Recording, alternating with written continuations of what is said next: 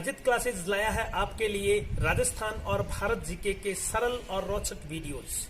अगर आपको वीडियो अच्छा लगे तो इसे लाइक, शेयर और कमेंट्स करें और हाँ, इसे सब्सक्राइब जरूर करें और सब्सक्राइब्स के नीचे बेल आइकन बटन पर जरूर क्लिक करें ताकि मेरे वीडियोस और अपडेट आप तक पहुंच सके सबसे पहले। हाय फ्रेंड्स, नमस्कार। मैं रामनिवास जहांगीर अर्जित क्लासेस के यूट्यूब चैनल पर आप सभी का हार्दिक स्वागत है। बंधुओं, पिछले 3-4 दिन से हम राजस्थान की लोक संस्कृति और उसके अंतर्गत हम मुख्य रूप से राजस्थान के प्रमुख लोक देवताओं के बारे में पढ़ रहे हैं। मैंने आपको पंचपीरों के बारे में जानकारी दी और पंचपीरों में 2 मुख्य पंचपीर अपन ने पढ़ लिए हैं।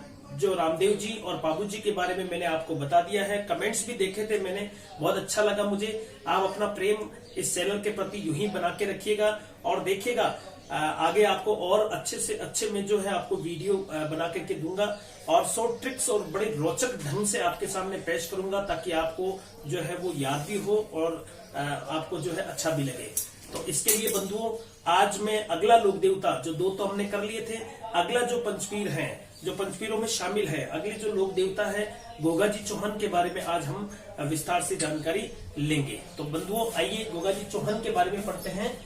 देखिए, गोगाजी चौहान जो थे वो चौहान राजपूत शाखा से संबंधित थे। मैंने आपको पहले भी कहा था कि मुख्य रूप से जितने भी लोक देवता है करीब सारे राजपूत वंश से संबंधित है। और एक चीज और बता दूं मैं कि जो लोक देवता है उनका जो मुख्य पुजारी है वो उस जाति या उस वंश से संबंधित होगा। कुछ को एक आध अपवाद को अपन छोड़ दे तो बाकी जितने भी लोक देवता है तो उनके जो मुख्य पुजारी हैं वो उसी जाति या वंश से संबंधित होंगे। जैसे अपन कह सकते हैं अपवाद के रूप में, जैसे लोक देवता तेजा जी है तो वो नागवंशी जाट है, लेकिन उनका जो मुख्य पुजारी है वो कुमार या माली जाति का होगा। ऐसे कुछ अपवाद है। बाकी जितने भी लोक देवता करीब सभी लोक देवताओं में उसी जाति या उसी वंश का उनका मुख्य पुजारी होगा। चलिए आगे चलते हैं। तो गोगा जी के बारे में अपन पहले इनकी सामान्य जानकारी ले लेते हैं। कौन इनके माता पिता क्या थे। सबसे पहले हम बात करते हैं इनके उपनामों को लेकर के। देखिए, इनके उपनाम कौन कौन से हैं, किन किन उपनामों से जाना जाता है या क्या क्या उपाधियां हैं। तो इनको देखिए बंधुओं, सबसे पहले अपन बात करते हैं तो इन्हें गोरक्षक देवता भी कहते हैं, गोरक्षक देवता। इसके अलावा इन्हें सांपों का देवता कहते हैं, सांपों का देवता। इसके अलावा इन्हें नागराज भी कहा जाता है, नागराज मुख्य रूप से जो हिंदू संप्रदाय के लोग हैं वो इन्हें नागराज के नाम से भी जानते हैं। इसके अलावा बात करते हैं तो इन्हें गोगा पीर भी कहते हैं, गोगा पीर। इसके अलावा बात करते हैं, गोगा पीर जो है वो मुस्लिम संप्रदाय के लोग इनको बुलाते हैं गोगा पीर के नाम से। एक इन्हें जाहर पीर कहते हैं, जाहर पीर। ये मोस्टली जो है मोहम्मद गजनवी ने इनको ये नाम दिया था, मोहम्मद गजनवी ने ये इनको नाम दिया था। तो इस तरह से अपन देख सकते हैं कि गोरक्षक देवता, सांपों के देवता, नागराज, जिन्हें मोस्टली हिंदू समुदाय के लोग कहते हैं, और मुस्लिम संप्रदाय के लोग इनको गोगा पीर के नाम से जानते हैं। जाहर पीर मोस्टली इनको जो है मोहम्मद गजनवी ने उपाधि दी थी। कहा जाता है कि गायों की रक्षार्थ मोहम्मद गजनवी के साथ उन्होंने युद्ध किया था, इसलिए उनको ये उपाधि उनके रण कौशल को देख करके जो है मोहम्मद गजनवी ने इनको ये उपाधि दी थी। तो इस तरह से अपन कह सकते हैं ये इनके उपनाम है। गोरक्षक, गायों की रक्षा के लिए। सांपों का देवता क्यों कहते हैं इन्हें। देखिए, सांपों के देवता के लिए राजस्थान में एक और लोक देवता है तेजाजी महाराज, वो भी सांपों के लिए जाने जाते हैं और एग्जाम में काफी प्रश्न भी आए हैं तो अभ्यर्थी अक्सर इनको लेकर के कंफ्यूजन रहते हैं। बंधुओं, कंफ्यूजन होने की जरूरत नहीं है। लोक देवता यानी कि एक प्रश्न आता है सर्वदंश से जो है अगर कोई व्यक्ति पीड़ित है तो वो तेजाजी महाराज की ताती बांधने से या उनका जो है नाम लेने से या उनकी आराधना करने से वो ठीक हो जाता है। बिल्कुल मानते हैं, ज्यादातर उनका आंसर जो है तेजाजी दिया गया है। तो इनको भी सांपों का देवता कहते हैं। फिर इनके पीछे भी एक कहानी है, उनके पीछे भी एक कहानी है। तो दोनों ही सांपों के देवता कहलाते हैं, लेकिन मोस्टली एग्जाम में ज्यादातर प्रश्न आता है तो उसमें ज्यादातर अभी तक तो है तेजाजी को निकाला गया है, लेकिन फिर भी ये भी इनके पीछे भी कहानी है। कैसे, देखिए, सांपों का देवता कहते हैं कि इनके जो पिता थे जेवर सिंह, जो ददरेवा, अभी बात करेंगे जन्म की, ददरेवा की जागीरदार थे। इनकी माता बाछल देवी थी और काफी दिनों तक इनके जब कोई संतान नहीं हुई थी तो कहते हैं कि इन्हें गुरु गोरखनाथ गुरु गोरखनाथ की आराधना की थी और बाद में कहते हैं कि गोरखनाथ जो है इनकी सेवा से प्रसन्न होकर के इनको एक प्रसाद स्वरूप एक फल दिया था। और उस फल का नाम जिसे अपन गूगल कहते हैं, गूगल एक फल होता है, सुगंधित फल होता है, इस तरह से ये फल दिया उनको और प्रसाद के स्वरूप में उन बाछल को, और बाछल देव उन्हें स्वीकार करती है। तो कहा जाता है कि उनके बाद में पुत्र हुआ और उस पुत्र का नाम उन्होंने गोगा रखा। गोगा क्यों रखा? क्योंकि आशीर्वाद गोरखनाथ का था उनको, यानी कि गोरखनाथ के आशीर्वाद से वो हुआ था, तो इसलिए गोगा जी का नाम जो है गुरु गोरखनाथ के आधार पर ही पड़ा है। तो ये चीज मैंने बताई आपको कि इस तरह से जो है ये गोरखनाथ के आशीर्वाद से जो है हुए थे। अब सांपों की बात करते हैं अपन मुख्य रूप से। तो देखिएगा, सांपों की बात करते हैं तो कहा जाता है जब गोगा जी बड़े हुए, उनके विवाह का समय आया, तो उनका जो केलमदे के साथ विवाह हुआ था, कई नाम उनका रानी धिमल भी मिलता है।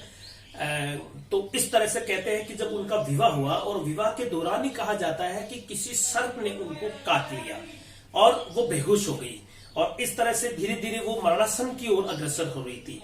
तो कहते हैं कि गोगा जी को इतना गुस्सा आया और गोगा जी ने जो है इस तरह से एक आग जला के चूल्हे पर एक कढ़ाई चढ़ाई, और कढ़ाई चढ़ा करके कहते हैं कि उन्होंने मंत्र का जाप किया, और मंत्र का जाप करने से जो है कहते हैं कि अपने आप ही सांप जो है वो सारे आकर के उस कढ़ाई में गिरते जा रहे थे, यानी वो गिरते जा रहे थे। तब आखिर के अंदर जो है नागराज स्वयं प्रकट हुए और गोगा जी से क्षमा याचना की कि जो है गोगा जी क्या गलती हुई, क्या किस तरह से आप जो है ऐसे करेंगे तो मेरा पूरा जो वंश है ये खत्म हो जाएगा। तब गोगा जी ने कहा कि भाई इसका क्या दोष है, क्यों काट लिया सांप ने। तो इस तरह की उनके बीच में बातें हुई और कहा जाता है कि वो नागराज जो था सर्पों का देवता, उसने जो है उसी सांप को बुलाया जो जिसने उसको काटा था। तो कहते हैं कि वो उनके आदेश से सांप जो है वापस उस केलमदे के पास जिस जगह पे काटा उसी जगह पर जाकर के वापस उस जहर को चूस लिया, और इस तरह से केलमदे की जान बची। तो स्वयं नागराज जो है प्रकट होकर के इस तरह से उनकी जान बचाई, और बाद में उनको आशीर्वाद भी दिया कि आपके नाम से जो है कोई आपकी आराधना करेगा या आपके नाम की कोई ताती बांधेगा तो वो सर्वदंश से जो है उसे मुक्ति मिलेगी। तो ऐसा इसके पीछे कहानी है। तो मुख्य रूप से इसलिए इनको सांपों का देवता कहा जाता है। जबकि तेजाजी के अंतर्गत अपन बात करते हैं और ज्यादातर तेजाजी की ही सांपों को लेकर के प्रश्न आते हैं, उनका आंसर भी तेजाजी होता है। उनके पीछे है कि वो वादे के मुताबिक जब वो एक सांप, अपन बाद में बात करेंगे, जब वो जल रहा था और वो बहुत जो है उससे अपने उस शरीर से मुक्ति पाना चाहता था, तो तेजाजी ने दया की भावना के हिसाब से उस सांप को, जलते हुए सांप को बाहर निकाल दिया। तब उस सांप ने जो है गुस्से में आकर कहा कि मैं तो मुक्ति चाह रहा था और आपने जो है मेरी मुक्ति को बीच में व्यवधान डाल दिया, तो मैं आपको काटूंगा। तो उसने कहा कि भाई मैं गाय को बचा करके वापस आऊंगा और उसके बाद आप मुझे डस लेना। तो इस तरह से आकर के वापस आते हैं, फिर तेजाजी को वो डसते हैं। तो कुछ ऐसी कहानी है उसमें। इसलिए ज्यादातर जो है सांपों को लेकर के मुख्य रूप से कि जो अपने वादे के मुताबिक एक सर्प से कटवा लिए गए हो, इसलिए उनकी सांपों के दंश के रूप में ज्यादा मान्यता है। तो उनका जो है प्रश्न इस तरह से आता है, वो आंसर भी तेजाजी होते हैं। चलिए, मैंने ये आपको बात बताई। तो गोरक्षक देवता है, सांपों के देवता है। नागराज मुख्य रूप से कहा जाता है कि वो जो नागराज की मैंने कहानी बताई उसके हिसाब से इनको हिंदू समुदाय के लोग नागराज के नाम से भी जानते हैं। गोगा पीर इनको मुस्लिम संप्रदाय के लोग भी मानते हैं। अपन बात करेंगे आगे। इनके मंदिर में जो है मुस्लिम पुजारा भी होता है, एक हिंदू पुजारा भी होता है। और जाहर पीर कहते हैं कि गायों की रक्षार्थ जब मोहम्मद गजनवी के साथ में विरुद्ध युद्ध किया था गोगा जी ने, तब उनके रण कौशल को देख करके मोहम्मद गजनवी ने उन्हें जाहर पीर की संज्ञा दी। जाहर पीर का अर्थ होता है जीवित लोक देवता। क्या होता है? जीवित लोक देवता, जीवित लोक देवता। इस तरह से ये होता है इसका अर्थ। पूछ लिया कभी, तो इस तरह से ये ध्यान रखना है बंधुओं। तो ये इनकी उपाधियों को लेकर के। अब बात करते हैं इनका जन्म। देखिएगा, इनका जन्म जो है वो 946 ईस्वी में, 946 ईस्वी में भाद्रपद कृष्ण नवमी को ददरेवा, चूरू जिले में पड़ता है, चूरू के ददरेवा नामक स्थान पर हुआ। तो इस तरह से ये इनका जन्म है। तो ये उपनाम है, बहुत बार एग्जाम में पूछे जाते हैं, सीधा सीधा प्रश्न पूछ लिया जाता है कि जहार पीर किसको कहा जाता है, गोगा पीर किसको कहते हैं। तो गोगा पीर तो फिर भी याद हो जाएगा आपको कि भाई गोगा जी हैं, है ना। और गोगा जी जो नाम है उनके गुरु के आधार पर उनको गोगा जी नाम मिला है, ठीक है। तो इस तरह से इनका जन्म 946 में भाद्र कृष्ण नवमी को, यानी भाद्र कृष्ण अष्टमी को कृष्ण भगवान का जन्मदिन है, उनके एक दिन बाद में गोगा जी का दिवस आता है। और चूरू के ददरेवा में इनका जन्म हुआ। अब इनके माता पिता और उनका पारिवारिक परिचय देख लेते हैं। तो इसके लिए मैंने एक ट्रिक्स बनाई, उस ट्रिक्स के माध्यम से अपन याद कर सकते हैं, आसानी से याद होगी।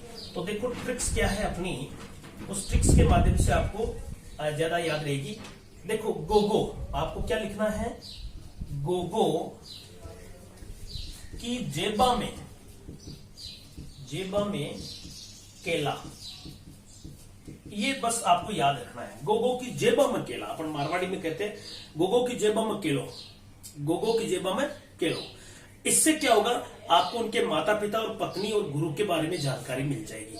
तो बहुत आसान है ये ट्रिक्स, एक मनोरंजनाल, इसको एक दो बार आप करेंगे तो याद भी हो जाएगा और इनके माता पिता और गुरु के बारे में भी जानकारी मिल जाएगी।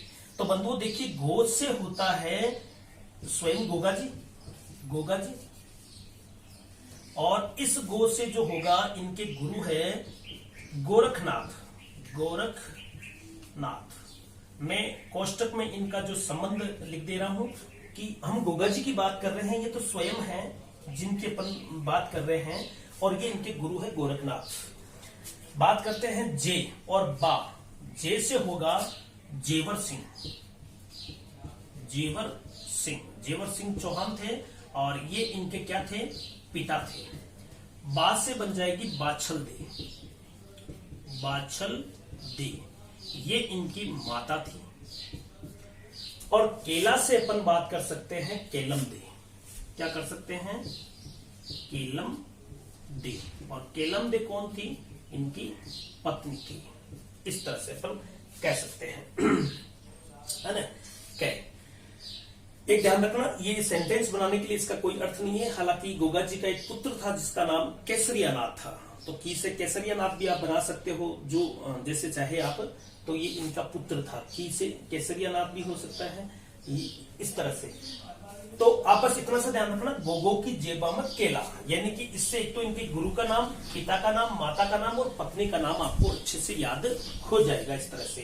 तो ये है भैया इनका केलमदे का एक नाम और भी मिलता है, रानी धीमल भी मिलता है इनका, रानी धीमल भी इनका नाम मिलता है केलमदे का, इनकी पत्नी थी ये, इस तरह से। और इस तरह से अपन बात कर सकते हैं। गोगा, इनकी जो घोड़ी थी गोगा जी के पास, जिसे गोगा बापा कहते हैं। तो गो से गोरखनाथ भी बन सकता है, इनकी घोड़ी का नाम जो है गोगा बापा भी बन सकता है। इस तरह से अपन कह सकते हैं, नीली घोड़ी थी इनके पास, ठीक। तो एक बार इसका स्क्रीनशॉट ले लीजिएगा, फिर आगे बढ़ते हैं।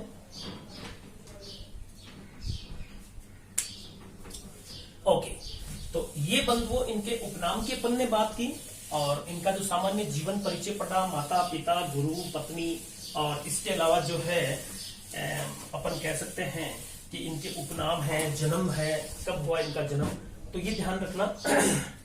अब कुछ अन्य चीजों में अपन बात करते हैं, जैसे इनकी एक घोड़ी थी, गोगा जी की घोड़ी, तो ध्यान कर लेना इनकी नीली घोड़ी थी, नीली घोड़ी, जिसे गोगा बापा कहा गया है, गोगा बापा, ये इनकी नीली घोड़ी थी, अपन कह सकते हैं। एक इनका पुत्र था केसरियानाथ, पुत्र केसरियानाथ,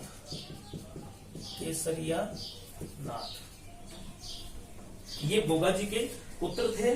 और पुजारी की बात कर लेते हैं, पुजारी, तो देखिए पुजारी इनमें दो तरह के हैं, हिंदू भी पुजारी है और मुस्लिम भी पुजारी है, क्योंकि लोक देवता गोगा जी पंच पीरों में से एक है। तो इनके जो पुजारी होंगे वो इस तरह से आपको करना है। एक तो होगा हिंदू पुजारी 1 महीने के लिए, और 11 महीने के लिए मुस्लिम पुजारी होता है इसका। तो एक तो होता है मुस्लिम, और मुस्लिम में भी कौन सा, क्याम खानी, कि आम खानी जो मुस्लिम होते हैं वही हैं, क्योंकि मुख्य रूप से देखा जाए तो ये 11 माह तक होता है। मुस्लिम पुजारी 11 माह तक, एक तो ठीक है। और दूसरा जो इनका मुस्लिम पुजारी के अलावा एक हिंदू पुजारी होगा, हिंदू पुजारी, और ये जो होगा वो 1 माह के लिए होगा, और वो माह भी कौन सा है, भाद्रपद। 1 महीने के हिंदू पुजारी इनके मंदिर में केवल 1 महीने के लिए बैठता है, पूजा करता है, और वो भी भादवे का महीना। बाकी 11 माह तक जो है इनके मुस्लिम पुजारी होते हैं। इसके अलावा बात करते हैं, इनका थान जो है खेजड़ी वृक्ष के नीचे, खेजड़ी वृक्ष के नीचे एक चबूतरा होता है, और खेजड़ी वृक्ष के नीचे ज्यादातर चबूतरा होता है, उस पर सर्प की आकृति जो है मंडी हुई होती है, एक पत्थर पर, शिला पर। यही इनके मंदिर की खास पहचान है। तो थान है खेजड़ी वृक्ष के नीचे होता है मुख्य रूप से। और ध्यान कर लेना, इसीलिए कहा जाता है गांव गांव खेजड़ी, गांव गांव गोगो, इस तरह से अपन कह सकते हैं मुख्य रूप से इनके बारे में।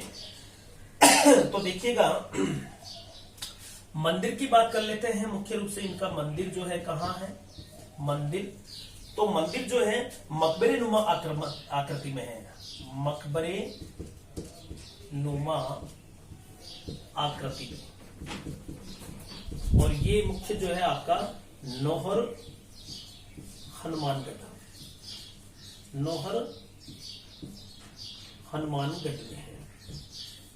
तो इनका जो मुख्य मंदिर है वो मकबरे नुमा आकृति में बना हुआ है। अपन विस्तार से बात करेंगे आगे कि किस तरह से बना है। फिरोज शाह तुगलक ने जो है इसके मुख्य मंदिर का निर्माण कराया था मकबरे नुमा आकृति में।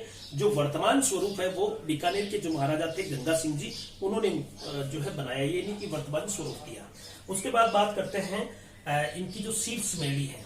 देखिए, अभी बात गाने के रूप में पढ़ेंगे अपन, पहले ये कर लेते हैं शीर्ष मेढ़ी। ये शीर्ष मेढ़ी है भैया आपके ददरेवा में, ददरेवा जो इनका जन्म स्थान भी है, और ये है चूरू में शीर्ष मेढ़ी, ठीक है। और शीर्ष मेढ़ी को मुख्य रूप से देखा जाए तो धुर मेढ़ी भी कहते हैं, धुर मेढ़ी, या इसको धड़ मेढ़ी भी कहते हैं, धड़ मेढ़ी, ये मुख्य रूप से है। और मुख्य रूप से एक आती है आपकी जो गोगा मेढ़ी है, जो उसकी शीर्ष मेढ़ी ददरेवा में है, और धुर मेढ़ी जो कहां पर है, ये नौहर में पड़ेगी, आपके नौहर के अंदर, जो हनुमानगढ़ के अंदर ही पड़ता है। मुख्य मंदिर यही माना जाता है इनका। लेकिन इनकी शीर्ष मेढ़ी ददरेवा चूरू में है, और धुर मेढ़ी या धड़ मेढ़ी, यानी कि कहते हैं कि महमूद गजनवी के साथ जब उन्होंने युद्ध किया तो इनका सर कट करके जो है वो ददरेवा में गिरा, और आगे जाकर के हनुमानगढ़ के जो नौहर कस्बे के अंदर जो है इनका धड़ गिरा था लड़ते लड़ते। इसी तरह तो उनकी इसी रणकौशल को देख करके गजनवी ने कहा कि ये तो जाहर पीर है, यानी कि जीवित लोक देवता है, इस तरह से। तो धुर मेढ़ी हनुमानगढ़ के नौहर में है, और शीर्ष मेढ़ी जो है वो ददरेवा चूरू के अंदर है। ये दोनों ही जगह इनके जो विशाल मंदिर है, और वहां मेले का आयोजन भी होता है आपकी मोस्टली नौहर हनुमानगढ़ के अंतर्गत। चलिए आगे बात करते हैं। इसके अलावा अपन देखते हैं इनका जो मेला लगता है वो कहाँ लगता है, मेला भाद्रपद कृष्ण नवमी को, भाद्रपद कृष्ण नवमी को मुख्य रूप से जो है गोगा मेढ़ी हनुमानगढ़, गोगा मेढ़ी हनुमानगढ़, गोगा मेढ़ी हनुमानगढ़ में, ठीक है। तो इस तरह से जो दुर्मेढ़ी गढ़मेढ़ी है उनको गोगा मेढ़ी भी कहते हैं। ये हनुमानगढ़ में, ये नौहर के अंदर ही पड़ती है। तो इस तरह से यहाँ पर इनके विशाल मेला का आयोजन होता है। तो मेले के बारे में पूछ लिया जाता है तो ये तिथि बहुत इंपॉर्टेंट है, ध्यान कर लेना। इनका जन्म दिवस भाद्र कृष्ण नवमी को, और इसी दिन इनका विशाल मेला लगता है, और वो मेला आपके नौहर के हनुमानगढ़ में लगता है, गोगा मेढ़ी मुख्य रूप से देखा जाए। तो आगे बात करते हैं अपन इसमें, एक इनको लेकर के और है गोगा जी की ओल्डी। देखिए, गोगा जी के वैसे तो मंदिर जगह जगह मिलेंगे, और थान की बात करते हैं तो राजस्थान के हर एक गांव के अंदर इनके थान मिल जाएंगे आपको। थान मुख्यतः खेजड़ी के नीचे होता है, एक चबूतरा, और वहां पर एक शिला होती है, उस पर सर्प की आकृति मंडी हुई होती है। मंदिर की बात करते हैं तो मुख्य रूप से बड़े राजस्थान में 2 मंदिर हैं इनके। सबसे बड़ा और मुख्य मंदिर नौहर भादरा हनुमानगढ़ के अंदर है, गोगा मेढ़ी के नाम से फेमस है, धुरमेढ़ी वगैरह जो भी कहते हैं उसको। इसके अलावा शीर्षमेढ़ी जो दूसरा अन्य मंदिर है उसका वो ददरेवा के अंदर है। एक इनकी गोगा जी की ओल्डी के नाम से विख्यात है राजस्थान के अंदर। इसका प्रश्न भी कई बार पूछा जाता है।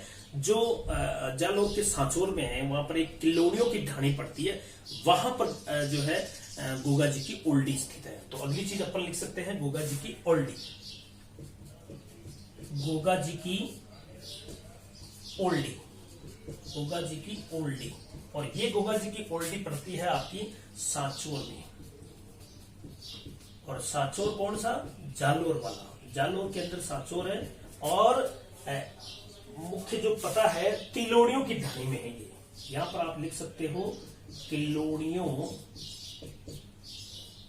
की ढाणी, तिलोड़ियों की ढाणी।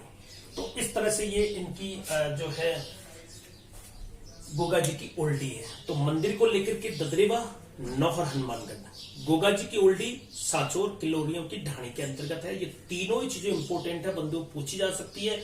और एग्जाम में खास तौर से शीर्षमेढ़ी और धड़मेढ़ी या धुरमेढ़ी या गोगा मेढ़ी अपन जिसे कहते हैं, उनको लेकर के भी प्रश्न पूछा जाता है कि शीर्षमेढ़ी कहाँ है।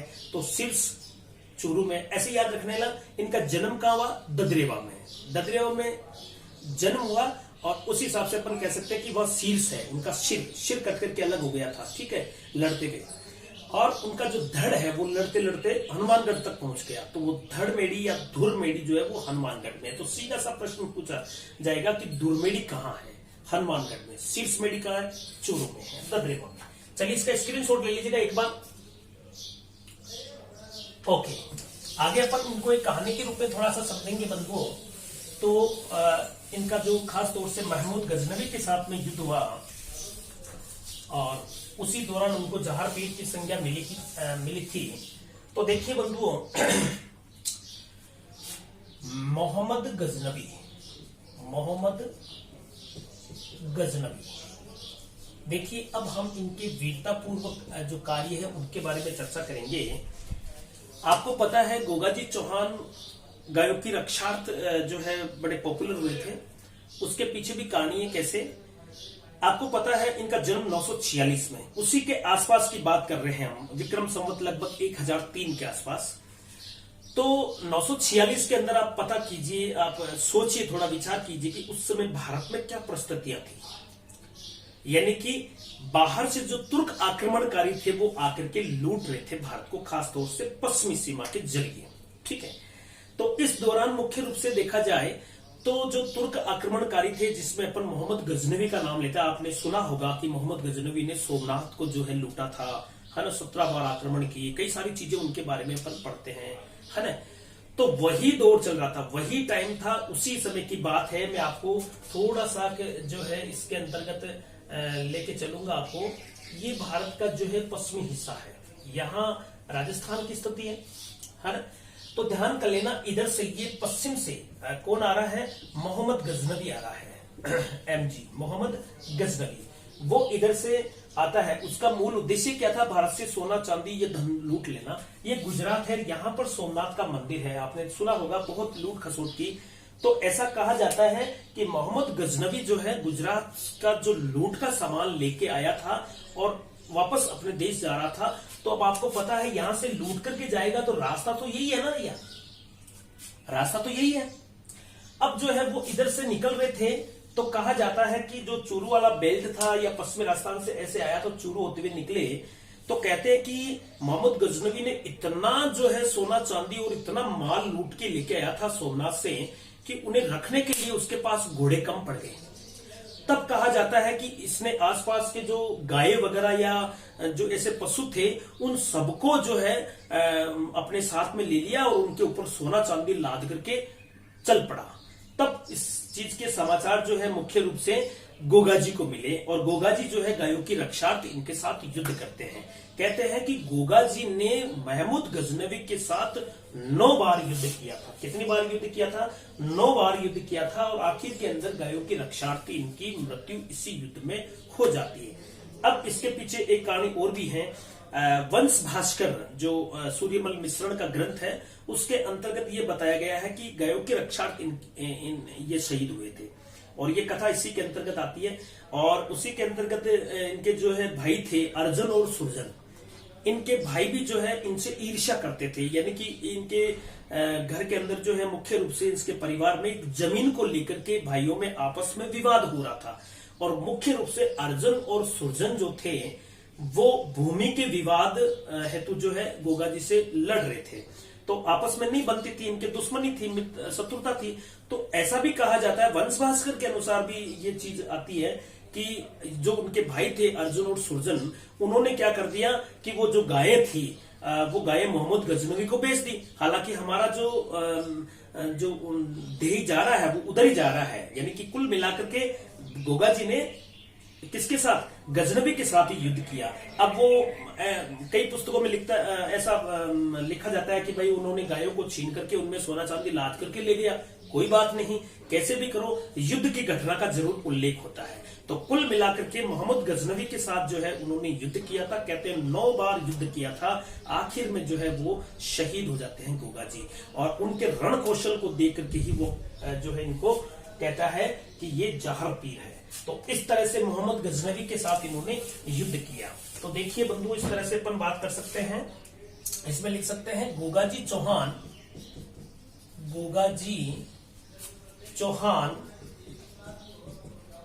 ने गजनवी के साथ या गजनवी के विरुद्ध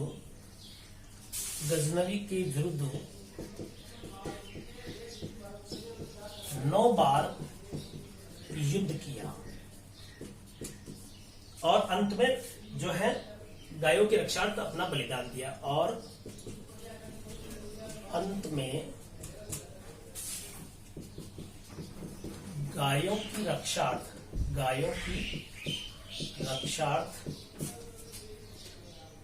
बलि चढ़ गए, अर्थात शहीद हो गए। अब हुआ क्या, देखिए बंधुओं, अपन कह सकते हैं इससे जो चित्र के माध्यम से अपन समझ सकते हैं कि मुख्य रूप से देखा जाए तो ये इनका सिर था। और आगे की बात करते हैं अपन इस तरह से, ऐसे तलवार लेते हुए लड़ रहे थे। तो कहते हैं कि इनका गजनवी के साथ 9 बार मुकाबला हुआ, और आखिर के अंदर लड़ते लड़ते इतने भीषण तरीके से लड़ रहे थे कि इनका सर कट गया, गोगा जी को पता ही नहीं है। कहते हैं कि चूरू के ददरेवा में, ये ददरेवा स्थान है जो चूरू में पड़ता है, यहां पर इनका सर गिर गया, और नौहर हनुमानगढ़ में जाकर के जो है इनका धड़ गिरा। नौहर हनुमानगढ़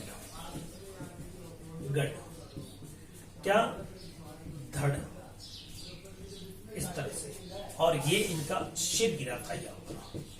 तो लड़ते लड़ते इनका सिर तो जो है चूरू के ददरेवा में गिरा, और इनका धड़ जो है नौहर हनुमानगढ़ में। यानी ये भी बात सही है कि चूरू के जो ददरेवा और हनुमानगढ़ के बीच में करीब 80-90 किलोमीटर का अंतर है, लेकिन अपन कह सकते हैं किताबों में इस तरह से लिखा हुआ है। वंश भास्कर ने भी इसका जो है वर्णन किया है। इसके अलावा बात करते हैं, एक दयालदास भी ख्यात है, एक गुजराती ग्रंथ भी है, उनके अंतर्गत मुख्य रूप से उनके भाइयों के विरुद्ध युद्ध होना बताया गया है कि भाई जो है उनके भाई जो थे वो इनके विरुद्ध थे। भूमि के विवाद को लेकर के इनके बीच में युद्ध हुआ और उनकी मृत्यु हो गई। कई कहते हैं कि उनका जो सिर काट करके धड़ को जो है बाहर ले गए, डाल दिए, ऐसा कुछ भी है। लेकिन कुल मिलाकर के देखा जाए तो एक ग्रंथ और भी है, उसमें यह भी उल्लेख आता है कि वो उनके जो भाई थे वो गायों को ले जा करके गजनवी को दे देते हैं। तो बात तो एक ही है। तो कुल मिलाकर के देखा जाए तो गजनवी के साथ इनका युद्ध हुआ, और इस तरह से इनका सिर जो है वो ददरेवा में गिरा और धड़ नौहर हनुमानगढ़ में गिरी। इसलिए यहां पर क्या है, शीर्ष मेड़ी स्थित है, शीर्ष मेड़ी, और यहां पर क्या है, धुरमेड़ी, या अपन कह सकते हैं धड़मेड़ी यहां पर स्थित है। और यही इनकी क्या है, गोगा मेड़ी है। ये भी अपन कह सकते हैं इनके बारे में, है ना। यहीं पर खास तौर से देखा जाए तो गोगा जी के रण कौशल को देखकर गजनवी ने, यानी कि मोहम्मद गजनवी ने, यहां पर लिख दे रहा हूं मैं, मोहम्मद गजनवी ने गोगा जी को जाहर पीर की संज्ञा दी। ठीक है, इस तरह से अपन कह सकते हैं। और मुख्य रूप से देखा जाए तो जो नौहर है ये सबसे बड़ा मंदिर है यहाँ पर गोगा जी का, सबसे बड़ा मंदिर कहां पर है? नौहर हनुमानगढ़ में, इस तरह से कह सकते हैं। ये जो है खास तौर से इनके युद्ध का वर्णन मैंने किया आपके सामने। तो इस तरह से गोगा जी ने गायों की रक्षार्थी जो है गजनवी के विरुद्ध युद्ध लड़ा और शहीद हुए थे। इस तरह से इनके दो अलग अलग जगह जो इनके शरीर के जो अवशेष गिरे उनके आधार पर उनके मंदिर है। ठीक है, तो इस तरह से एक बार इसका स्क्रीनशॉट ले लीजिएगा। आगे बढ़ते हैं, चलिए अब आगे बात करते हैं इनके जो मंदिरों की बात कर लेते हैं, मेले की बात कर लेते हैं। तो बंधुओं देखिएगा, आपको पता है किसान जब खेत के अंदर जो है हल जोता है तो कहते हैं कि वो हल और हाली दोनों पर जो है गोगा राखड़ी बांधता है। ये परंपरा है हमारी। ठीक है, तो देखिएगा एक लाइन और लिख सकते हैं, किसान हल जोतते समय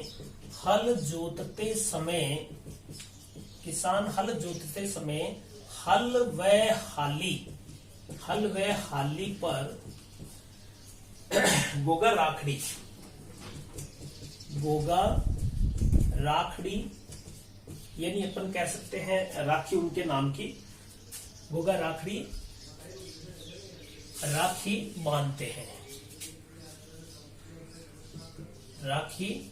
बांधते हैं, ये इनकी परंपरा है मुख्य रूप से, ताकि फसल अच्छी हो। गोगा जी को याद करके इस तरह से ये परंपरा है राजस्थान की। हल का मतलब होता है हल, जो खेत में अपन हल जोतते हैं, हल से कृषि करते हैं, और हाली होता है उसे जोतने वाला व्यक्ति। तो उन दोनों के ही ऊपर जो है गोगा जी की राखड़ी बांधते हैं, गोगा जी के नाम की ताती या अपन कह सकते हैं उनका धागा बांधते हैं, ऐसी परंपरा है। तो पूछा जा सकता है किनके नाम पर है ये? तो एक कवि में है भैया, कवि मेह, नाम क्या है? मेह। उसने जो एक ग्रंथ लिखा उस ग्रंथ से हमें जो है गोगा जी के बारे में जानकारी मिलती है। ग्रंथ का नाम क्या है? गोगा जी का रसावला। गोगा जी का रसावला ये ग्रंथ है। पूछा जा सकता है इस तरह से कि गोगा जी का रसावला किसने लिखा? तो कवि मेह ने लिखा, और इसमें हमें गोगा जी के बारे में विस्तृत जानकारी प्राप्त होती है। अब देखिएगा बंधुओं, मुख्य रूप से देखा जाए तो अब अपन इनके मंदिर की बात कर लेते हैं। देखिएगा इनका जो मंदिर है वो इस तरह से मंदिर है।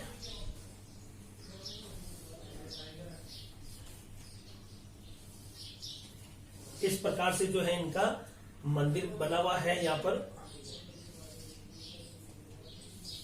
गोगा जी का, और आप देख सकते हैं इस प्रकार से। ठीक है, इस तरह का एक मंदिर है मुख्य रूप से गोगा जी का, और ये मंदिर जो है मुख्य रूप से गोगा मेडी है। ये गोगा मेडी नौहर, और नौहर कहाँ है? हनुमानगढ़ में है। अब मैं आपको एक चीज बता दूं, मुख्य रूप से जो गोगा जी का मंदिर है प्रधान राजस्थान में सबसे बड़ा मंदिर नौहर हनुमानगढ़ में है, जिसे गोगा मेडी कहते हैं, दुर मेडी कहते हैं, धड़ मेडी कहते हैं, क्योंकि इनकी धड़ यहां गिरी थी। और ये जो मंदिर है वो मकबरे नुमा आकृति में बना हुआ है। और इस मंदिर का जो मूल मंदिर है इसका निर्माण जो है फिरोज शाह तुगलक ने किया था। तो अपन कह सकते हैं इसमें मुख्य रूप से ये क्या है? मकबरे नुमा मंदिर है, मकबरे नुमा मंदिर है। ठीक है, और मुख्य रूप से इसका जो निर्माण है वो किसने किया था? फिरोज शाह तुगलक ने किया था, फिरोज शाह तुगलक ने।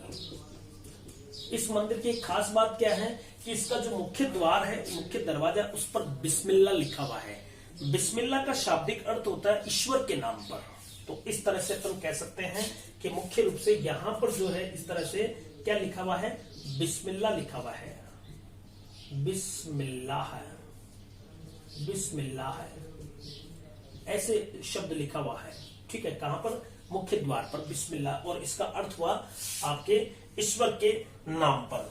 इस तरह से बात कर सकते हैं। इसी की जो है हिंदू शैली में हिंदू शैली में जो निर्माण किया वो महाराजा गंगा सिंह ने किया था। गंगा सिंह ने इस मंदिर का हिंदू शैली में निर्माण किसने किया? गंगा सिंह जी ने किया था। और यहीं पर मुख्य रूप से देखा जाए तो क्या है, गोगा जी की समाधि है। गोगा जी की समाधि है। मुख्य रूप से जहां धड़ गिरा था जिसे धुर मेड़ी या धड़ मेड़ी कहते हैं, गोगा मेड़ी भी कहते हैं, यहीं पर गोगा जी की समाधि है। ध्यान कर लेना, कभी कभार ऐसा प्रश्न हो जाता है, अपन कंफ्यूज हो जाते हैं कि साहब सर गिरा वहां होगी, चूरू में नहीं। इनकी जो समाधि है, इनको अंतिम रूप से जो है अंतिम संस्कार हुआ, मुख्य रूप से इनको समाधि दी गई थी, वो इसी जो है नौहर हनुमानगढ़ में। इसलिए आपकी समाधि भी कहाँ है? नौहर के अंतर्गत है। इस तरह से यहाँ पर बड़े बड़े अक्षरों में लिखा हुआ है ऊपर गोगा मेड़ी, गोगा मेड़ी ऐसे। तो ये गोगा जी का मंदिर है और नौहर हनुमानगढ़ में है और मकबरे नुमा आकृति के अंतर बना हुआ है। इसी गोगा मेड़ी की बात करते हैं। इसके आसपास ही जो है गोरख तालाब भी है, जहां पर मुख्य रूप से गोगा जी ने तपस्या भी की थी। इस तरह से तो अपन कह सकते हैं। एक अपन बात करते हैं इनकी पुजारी को लेकर के। देखिए पुजारी, मैंने पहले भी कहा पुजारी इनके दो तरह के होते हैं, एक मुसलमान पुजारी भी होता है और एक हिंदू पुजारी भी होता है। और जो हिंदू पुजारी होगा वो चौहान शाखा का राजपूत होगा, क्योंकि ये खुद चौहान थे। तो पुजारी की अपन बात करते हैं तो दो तरह के पुजारी होंगे। पुजारी की अपन बात कर लेते हैं तो देखिएगा, एक पुजारी तो होता है इनका मुख्य रूप से हिंदू, और हिंदू में कौन होगा? चौहान। और ये केवल एक माह तक होगा, माह तक। और वो माह भी कौन सा है? भाद्रपद। और दूसरा जो पुजारी होगा वो मुस्लिम होगा। और मुस्लिम की भी बात करते हैं तो क्याम खानी मुसलमान होगा और 11 माह तक इनकी पूजा अर्चना करता है। ठीक है, इस तरह से अपन कह सकते हैं।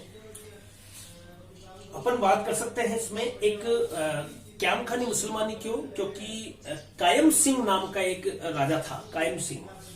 आगे जाकर के कहते हैं कि कायम सिंह ने मुस्लिम धर्म ग्रहण कर लिया था, क्योंकि इनके पुजारी जो थे वो कायम सिंह जो था एक राजपूत था, चौहान था। तो कायम सिंह के नाम पर ही ये आगे जाकर के जब कायम सिंह ने मुस्लिम धर्म ग्रहण कर लिया तो वो कायम सिंह से कायम खानी बन गए। और इसलिए वो कायम खानी जो वंश के परिवार के, हालांकि ये है चौहानी, क्याम खानी जो है वो पूर्व में चौहान राजपूत थे और कायम सिंह चौहान इनका राजा था। और कायम सिंह चौहान जो मुख्य रूप से देखा जाए तो आगे जाकर के धर्म परिवर्तित कर लेता है और वो कायम खानी मुसलमान हो जाते हैं। इसलिए अपन कहते हैं कि इनका 11 महीने तक पुजारी वही है। एक्चुअली देखा जाए तो वो पुजारी क्या है? वो चौहान वंश से संबंधित थे। ठीक है, तो अपन इसमें एक चीज लिख सकते हैं, मुख्य रूप से कायम सिंह चौहान, कायम सिंह चौहान राजा था जिसने जिसका शासन, कहां का राजा था ये? जिसका शासन आपके फतेहपुर सीकरी की बात करते हैं, फतेहपुर सीकर के अंदर ये वहां का राजा था जिसका शासन फतेहपुर सीकर में था। ठीक है, बाद में मुस्लिम धर्म ग्रहण कर लिया था और क्या कहलाए? क्याम खानी कहलाए।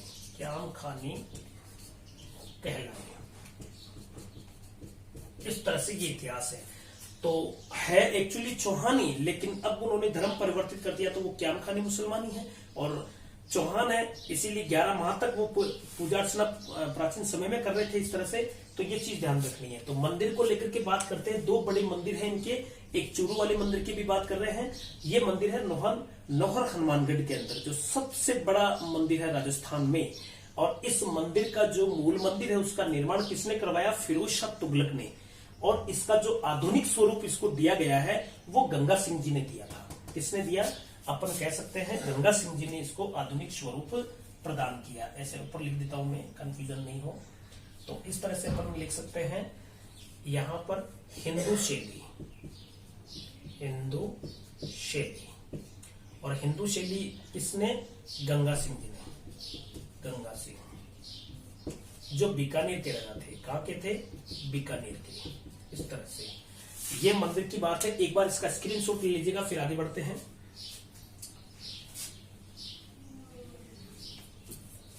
चलिए, तो ये गोगामेडी की बात कर ली हमने, और गोगामेडी के अंदर जो मेला लगता है मुख्य रूप से वो भाद्र कृष्ण नवमी को लगता है, और नवमी जो है वो गोगा जी की जन्म तिथि है मुख्य रूप से। पुजारी की बात कर ली हमने, और राजस्थान का सबसे बड़ा जो गोगा जी का मंदिर है वो मंदिर कौन सा है? नौहर हनुमानगढ़ का। ये तो एक लाइन लिख लो आप यहाँ पर, राजस्थान में गोगा जी का सबसे बड़ा मंदिर कहाँ है? नौहर हनुमानगढ़ में, नौहर हनुमानगढ़ ये है। इस तरह से ध्यान रखना है। उसके बाद में बात करते हैं दूसरा मंदिर। पहला मंदिर अपन ने एक बात करते हैं, या लिख लेते हैं पहला मंदिर। चलो यह मंदिर में हेडिंग डाल दे रहा हूं। मंदिर की बात करते हैं। पहला मंदिर कौन सा हो गया? गोगामेडी। गोगामेडी कहाँ है? नौहर में, हनुमानगढ़। इसे क्या कहते हैं? धुरमेड़ी, धड़मेड़ी। इसके बाद दूसरा कौन सा है? ददरेवा चूरू के अंदर है, शीर्षमेड़ी, शीर्षमेड़ी, ददरेवा चूरू में। ठीक है, ये दूसरा महत्वपूर्ण मंदिर है। ये राजस्थान का दूसरा महत्वपूर्ण मंदिर, इस तरह से तुम कह सकते हैं। ठीक है, और गोगा जी की ओल्डी जो है आपको साचौर में है, ये मैंने बता दी। एक इनके बारे में कहा जाता है गांव गांव खिचड़ी, यानी कि अपन कह सकते हैं गांव गांव खिचड़ी, गांव गांव खिचड़ी, गांव गांव गोगो, गांव गांव गोगो।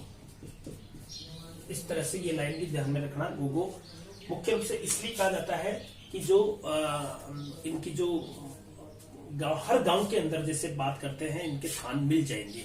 और थान की बात करते हैं तो देखिए बंधुओं, इस तरह से ये खेजड़ी का पेड़ है, और इस पेड़ के नीचे एक चबूतरा सा रहेगा, और इस चबूतरे के ऊपर जो है इस तरह से एक शिला रहेगी इस तरह से, और इसमें ऐसे सर्प की आकृति मंडी होगी।